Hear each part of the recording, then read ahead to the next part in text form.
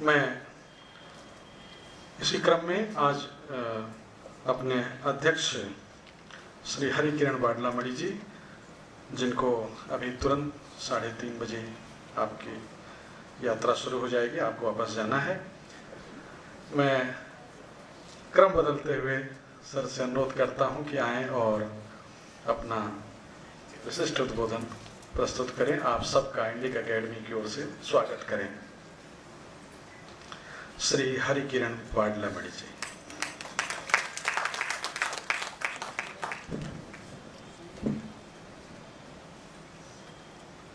श्री गुरुभ्यो नमः। भज गोविंदम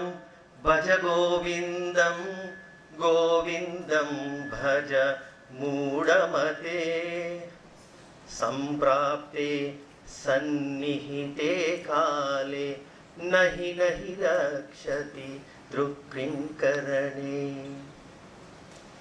These were the words of Shankara in this very city some 1200 years ago. On behalf of Indic Academy, on behalf of my curators, Dr. Nagaraj Paturi and Anuradha Goel, I warmly welcome you to this first ever conference on Yatras. Dr.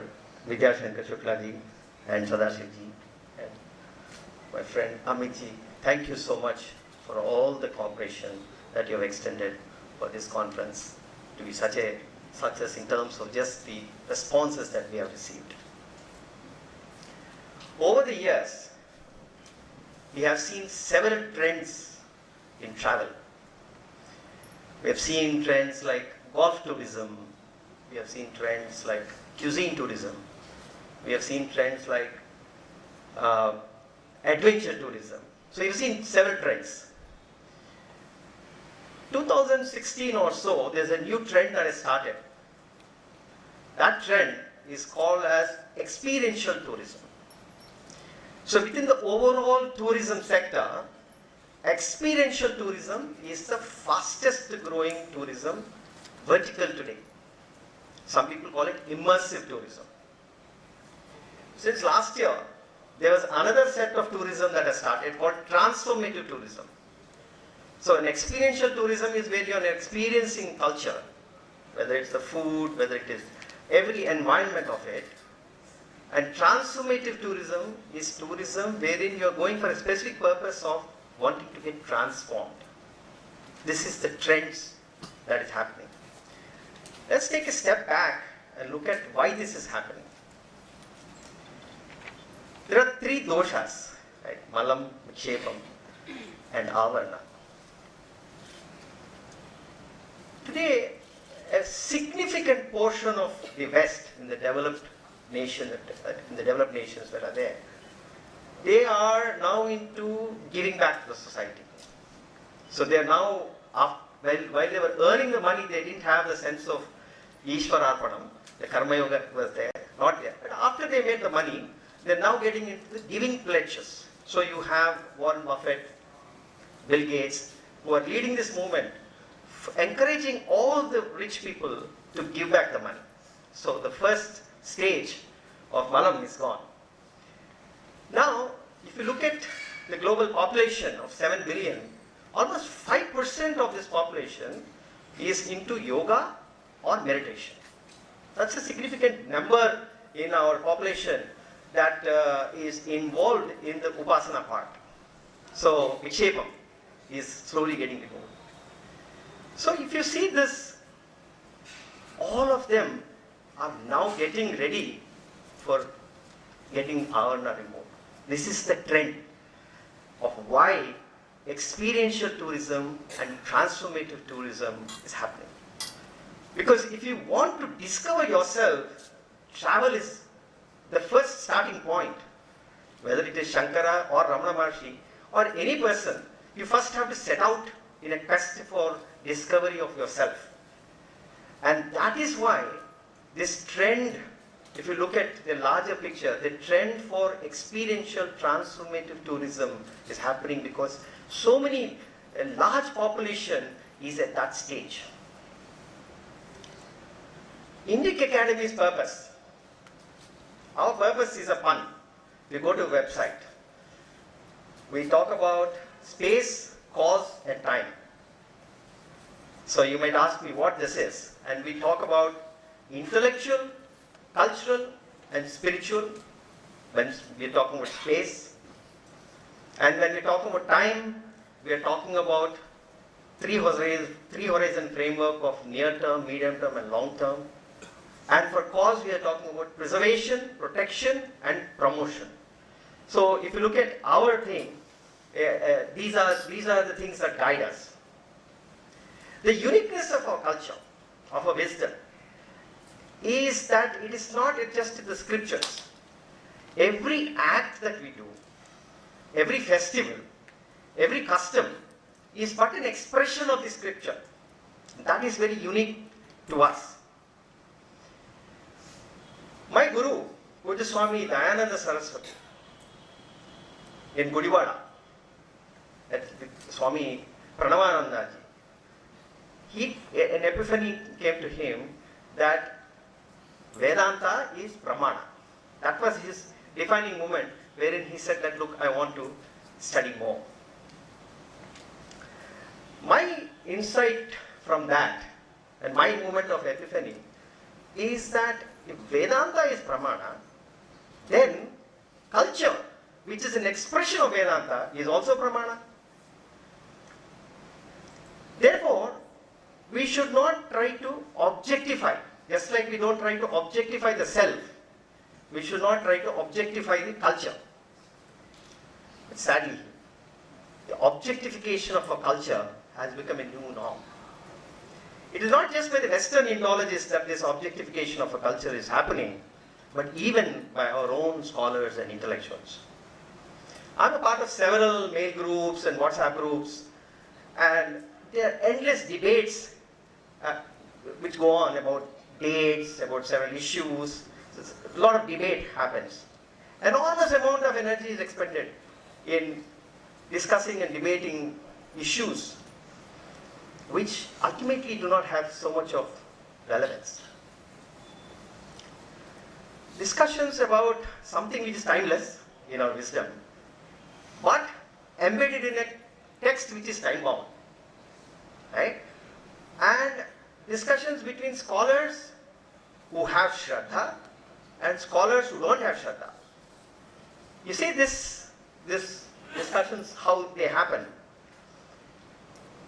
Observing all this, I'm not a qualified intellectual, I'm an entrepreneur by DNA. It left me very enervated. That's when Shankara's verse, Nahi nahi rakshati drukting karane, that was constantly in my mind. The realization that our community has to move away from objectifying our culture to living our culture. That has to happen. We have become so obsessed. We should leave the discussions on culture to the specialists. There are people like Rajiv Malhotra ji, Conrad ji, Shrikant ji, they are all there. The rest of us should focus on promotion. That way, we stop objectifying our culture and start living our culture. Start immersing ourselves in our culture. Start worshipping Govinda, which is what Shankara chided us to do so. So how do we make, the challenge before us at Indic Academy is, how do we make scholars live and immerse themselves in the culture and focus on promoting our culture? Right? If you look at our goal, transforming intellectuals is our goal. And we talk about a strategy of self, selfless, and self. And the selfless part of working towards being a social entrepreneur is what we are trying to do. But before that, if you want to make scholars to become social entrepreneurs and think of customers, then first and foremost we have to realize what is it in our timeless wisdom that is of value to the customer today. That is what we have to. If you want to protect something, there's a meaning in that act. And what is it that, and whatever that is there, that has to be captured as a product, a service, or an experience. So we have to capture our wisdom, and we have to think of the customer and convert everything that is of value into a product, service, or an experience. But then West is already doing it. How do we differentiate? They are stealing from us and they're doing this. We have to be authentic, immersive, and transformative. This is what we are trying to do.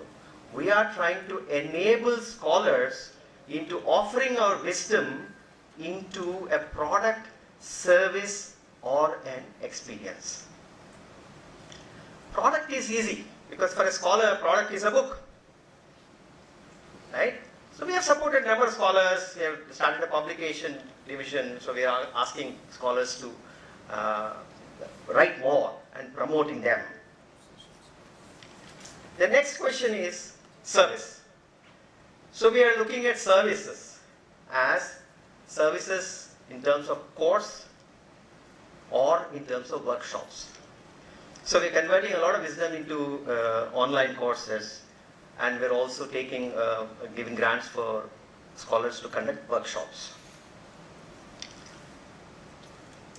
But still, how does a scholar think of experience? We're talking about a product, service, and experience. How does a scholar think of an experience? So we started a new concept called Weekend with Wisdom. This is where we are asking about 10 public intellectuals, committed public intellectuals, and a scholar, and then sending them to a retreat. So a Gurukula, Gruha Gurukula, we are replicating it into a retreat situation. So we have done 3. The basic idea is that the teacher teaches when he wants to. It's not like a workshop between 9 to 5, coffee break, nothing. He could be teaching in the night, he could be teaching early in the morning, he could be teaching while walking. The whole thing is about a very, very unstructured discussion, free-flowing discussion. There is no formality, and that is how we want to create that experience. My friend Vaiju Chakravarti recently just came back, and she will share her experience about that. But so far, we have an excellent feedback that both the teacher and the taught are transformed because of this immersive experience.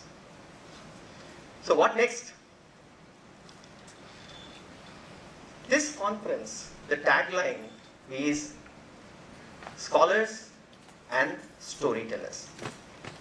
We are bringing this concept of scholars and storytellers coming together for the first time. Such an interaction is happening.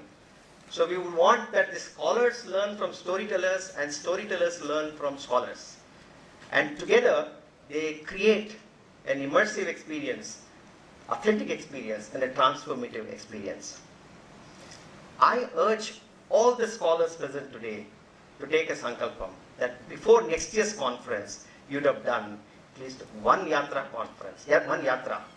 And we are launching this as Tour with a Teacher. So I would urge you to approach Indic Academy, think of something, and please start this tour with the teacher. Next time we meet, we should have done at least 10 tours with the teachers. Coming back to the 350 million people who are doing Upasana on the path of moksha, we have to offer our wisdom. Now to the pun in our purpose. Our mission says building a global renaissance. Renaissance, as we understand the French word, is about art and culture. But our culture anyway is coming from Vedanta, as an expression of Vedanta. So our culture is to bring about Atma Vidya to all the global people who are pursuing this. Which is why in our we have time also mentioned, space, cause and time. And the reason we do that is we want to help people transcend space, cause and time. Jai Shri Ram. Thank you.